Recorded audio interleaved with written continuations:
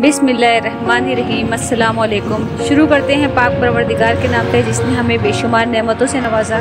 उसकी नेमतों और अताओं का करोड़ों बार अल्हम्दुलिल्लाह। तो गाइस, अपनी पिछली वीडियो में मैंने आप लोगों को बताया था कि इंशाल्लाह नेक्स्ट वीडियो हमारी पाकिस्तान टूर के अच्छे और बुरे एक्सपीरियंस पर होगी।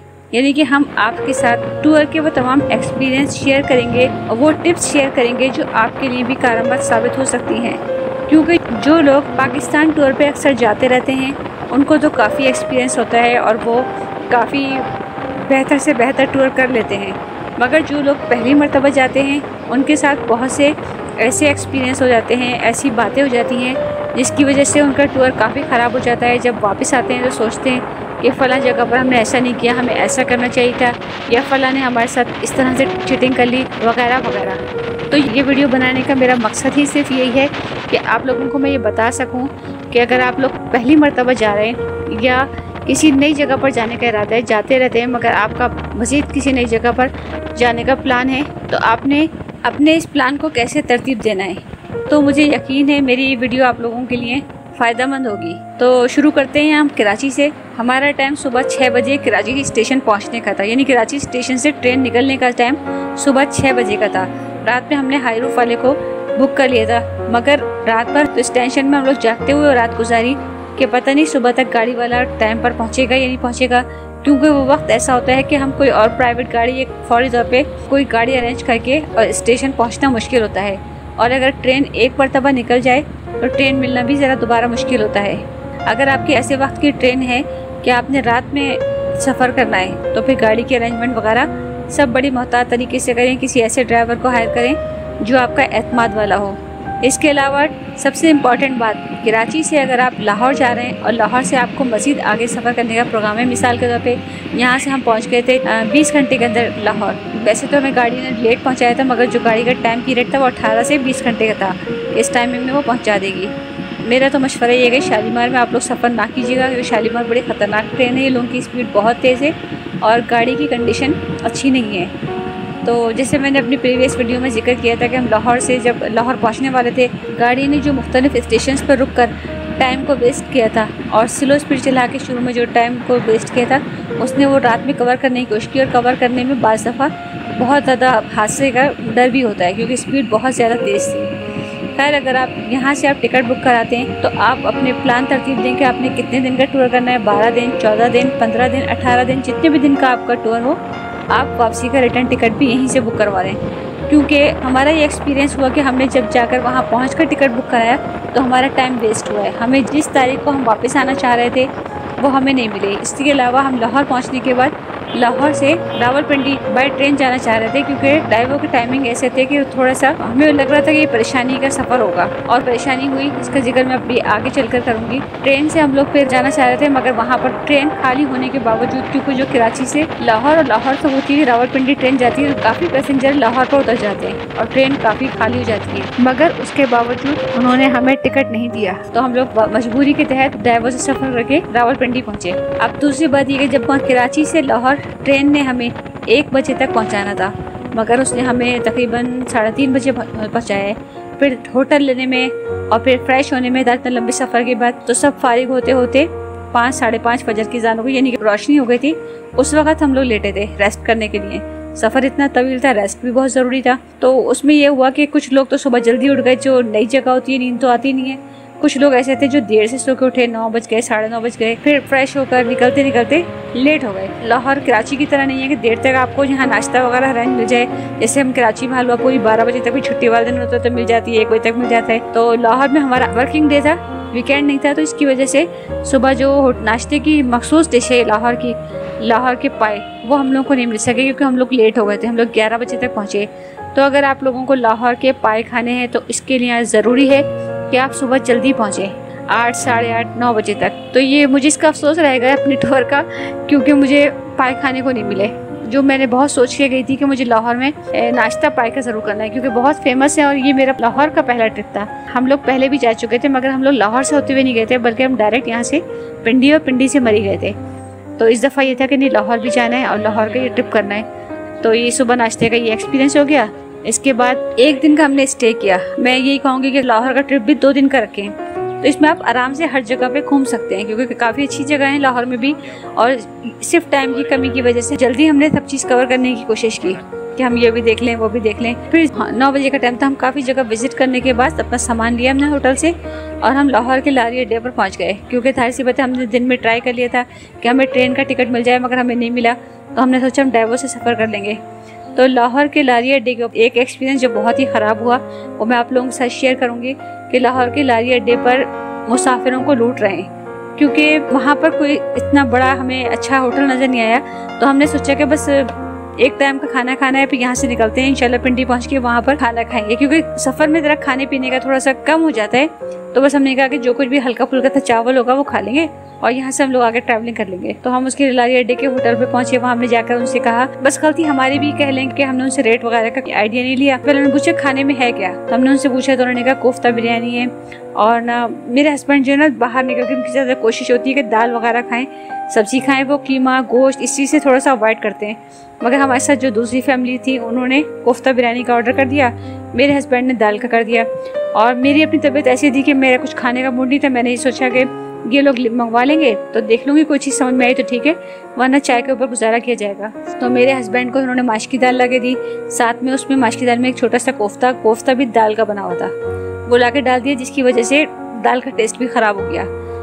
और इसके अलावा जो हमारे साथ दूसरी फैमिली थी आप कोफ्ता बिरयानी में क्या बताऊँ, जो कोफ्ता बिरयानी आप लोगों के माइंड में आ रहा होगा ऐसा कुछ नहीं था। सादे से चने चावल थे, सफ़ेद चने वाले, तो बहुत ही समझें कि आप कोई टेस्टलेस चीज़ थी।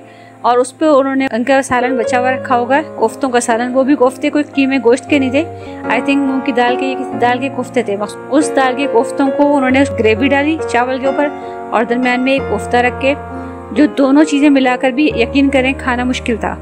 खैर वो खाना आया, हमारी दूसरी फैमिली ने खाया, मैंने भी इसको टेस्ट करके देखा कि क्या इस चीज़ है, तो कुछ भी इतनी खास नहीं थी। तो हमने कहा ठीक है होता है, चलो ऐसे लारी अड्डे के ऊपर हमने खाया है तो इसका टेस्ट इस तरह से होगा। इसके बाद जब हमने उससे बिल मंगवाया, और यकीन करें वो लारी अड्डे का जो होटल था उसमें बैठने की भी सही से जगह नहीं थी, टूटा फूटा सा था, एक तरफ बगैर प्लास्टर की दीवार थी और बड़ा ही बुरी हालत का था। ऐसा लग रहा था जैसे छपरा डाल के बनाया गया हो। आप लोग सोच रहे होंगे कि हम इस होटल में गए क्यों थे खाने के लिए। मैंने जिक्र किया कि हमारा कोई इतना खास प्रोग्राम नहीं था, हमने सोचा था कोई थोड़े से चावल वगैरह की डिश मिल जाए हल्की फुल्की सी, बस वो खा के आगे सफ़र करेंगे, क्योंकि सफ़र लंबा था। हम लोग चाह रहे थे कि पेट को थोड़ा हल्का ही रखा जाए, हैवी ना हो जाए, जैसे बाहर की रोटी या चीज़ें खाएंगे तो हैवी ना हो जाए। उसमें बस सिर्फ चावल का मूड लेकर गए थे हमारे साथ जो फैमिली थी। मेरा तो खैर मूड ही नहीं था खाने का भी। तो जब बिल मंगवाया तो बिल यकीन करें 1100 रुपये का ला के उन्होंने दिया। अब जब 1100 रुपये का बिल, तो हम उनसे ये कह रहे हैं ठीक है आप 1100 रुपये पे करने के लिए तैयार हैं, मगर आप ये बताएं कि आपने हमें खाने में दिया क्या है। तो काफ़ी बहस हो चुकी है। बस अब जब हम ले चुके थे और तो उसने कहा तो वो देना तो ज़रूरी था, वरना कोई हल नहीं था इसका कि उनसे उलझते लड़ते। खैर हमने वो बिल पे किया वहाँ से और फिर हम लोग वहाँ से निकल गए। मगर आप लोगों को मैं ये मशवरा ज़रूर दूंगी कि आप लोग अगर लाहौर जाना हो और लाहौर के किसी भी होटल से ढाबे से आपने कुछ खाना पीना हो तो पहले रेट मालूम करें, क्योंकि अक्सर जगहों पर मुसाफिरों को नहीं मालूम होता और ये लोग लूट लेते हैं मुसाफिरों को। तो ये बैड एक्सपीरियंस था हमारे साथ और हमें सारी लाइफ याद रहेगा कि लाहौर के लारी अड्डे पे हमारे साथ क्या हुआ था। अब जो हम आपको बताएं कि हम डाइवो का सफ़र क्यों नहीं करना चाह रहे थे, हमें वहाँ पर किसी ने ये बता दिया लाहौर में कि यहाँ से लारी अड्डा है, लारी अड्डे से डाइवो चलती हैं और सीधे पिंडी जाती है। मैं आपको सारी इन्फॉर्मेशन से इसलिए दे रही हूँ कि आप जब भी निकलें किसी से इन्फॉर्मेशन लेके निकलें। हमारे पास इन्फॉर्मेशन नहीं थी किसी भी जगह की, जिसकी वजह से हमें थोड़ी सी स्टोर में प्रॉब्लम हुई है। खैर हमने वहाँ से डाइवो में जाके मेरे हस्बैंड ने मालूमात की, टिकट वगैरह पूछा, किस वक्त गाड़ी चलेगी ये मालूम किया। उसने कहा ठीक है रात में 11 बजे गाड़ी निकलेगी यहाँ से और इंशाल्लाह 4 घंटे का सफ़र है और हम लोग पिंडी पहुँचेंगे। रात में 2:30-3 बजे तक का था प्रोग्राम जाने का। तो जल्दी जल्दी हम लोग फारिग हुए, हमने खाना खाया, उसके बाद पानी वगैरह लिया, उसके बाद फिर हम डाइवो में जाके 10:30 बजे बैठ गए। अब यकीन कीजिए 10:30 से उसने 2:30 बजा दिए, गाड़ी अपने स्टॉप से नहीं हिली। यानी कि मुसाफिर तंग आ गए, परेशान। हमारी भी समझ में नहीं आ रहा है आखिर मसला क्या है, चल क्यों नहीं रही। उससे पूछा भाई क्या मसला है, वो एक दूसरे पर डाल रहे हैं, फलां से पूछ लो फलां से पूछ लो।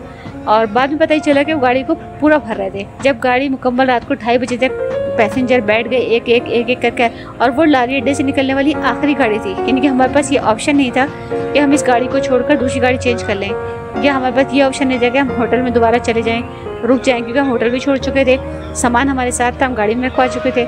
हमें बस हमारी मजबूरी थी कि हमने वहाँ बैठना था। तो उसने रात को 2:30 बजे तक हमें बहुत परेशान किया, गाड़ी वाले ने डाइवो से। रात को 2:30 बजे गाड़ी निकली है और सुबह 6 बजे हम लोग रावलपिंडी पहुँचे। इसमें भी उन लोगों ने ये किया कि देखा कि पैसेंजर सो गए। अक्सर जाहिर सी बात है रात का टाइम था, अक्सर टीवी भी चल रहा था और बेतुकी गाने चल रहे थे।